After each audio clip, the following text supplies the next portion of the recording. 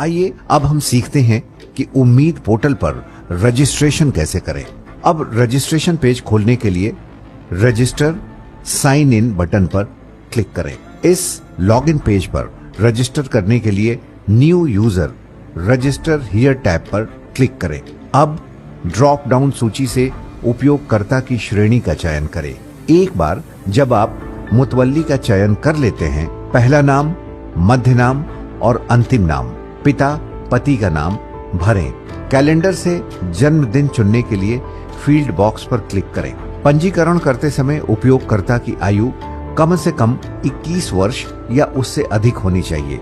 Drop down में उपलब्ध विकल्पों में से अपना जेंडर चुनें। वैध 10 अंकों वाला भारतीय मोबाइल नंबर दर्ज करें। वेरीफाई करने के लिए इस नंबर पर एक ओटीपी भेजा जाएगा। ओटीपी प्राप्त करने के लिए ओटीपी सेंड पर क्लिक करें। फिर वेरीफाई करने के लिए ओटीपी वेरीफाई करें। एक वैध ईमेल पता दर्ज करें। इसका उपयोग संचार और वेरिफिकेशन के लिए किया जाएगा।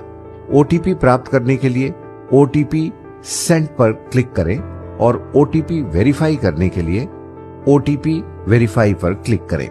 ड्रॉप डाउन सूची में अब अपना धर्म चुनें। जब आप मुस्लिम के रूप में अपना धर्म चुनते हैं, तब एक फील्ड यदि मुस्लिम संप्रदाय दिखाई देगी। ड्रॉप डाउन विकल्प सूची से संप्रदाय चुनें। अपनी उच्चतम शिक्षा स्तर और अपना वर्तमान रोजगार जो भी हो उसका चयन करें। अब आप स्थायी या वर्तमान पता भरें। राज्य, जिला, तहसील, गांव, एलजीडी कोड का चयन करें। आपके गांव इलाके से जुड़ा ये एलजीडी कोड आपके गांव पिन कोड के चयन के बाद स्वचालित रूप से ऑटो पॉपुलेटेड हो जाएगा।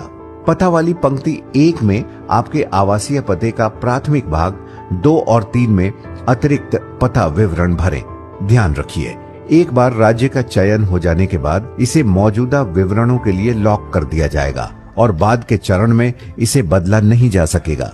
ड्रॉप डाउन से वो पहचान प्रमाण चुनें जिसे आप सबमिट कर रहे हो, जैसे Aadhaar card, voter ID, PAN card इत्यादि। अपने चयनित पहचान प्रमाण की पीडीएफ फाइल अपलोड करने के लिए फाइल पर क्लिक करें।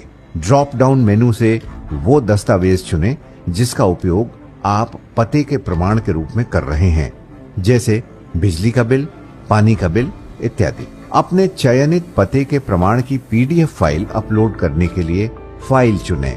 अब अपना रीसेंट पासपोर्ट साइज का फोटो अपलोड करने के लिए फाइल चुनें। केवल जेपेग, पीएनजी या जेपीजी प्रारूप में 2 MB आकार तक का ही अपलोड किया जा सकता है। आधिकारिक नियुक्ति पत्र, विलेख या वक्फ बोर्ड आदेश अपलोड करने के लिए फाइल चुनें। केवल 10 MB तक की पीडीएफ फाइलें ही अपलोड की जा सकती हैं। अब कैप्चा कोड दर्ज करें। सब कुछ हो जाने पर सबमिट बटन दबाएं। रद्द करने के लिए कैंसिल पर क्लिक करें। एक बार सबमिट करने के बाद यस आने पर आगे बढ़ें और वहां क्लिक कर दें।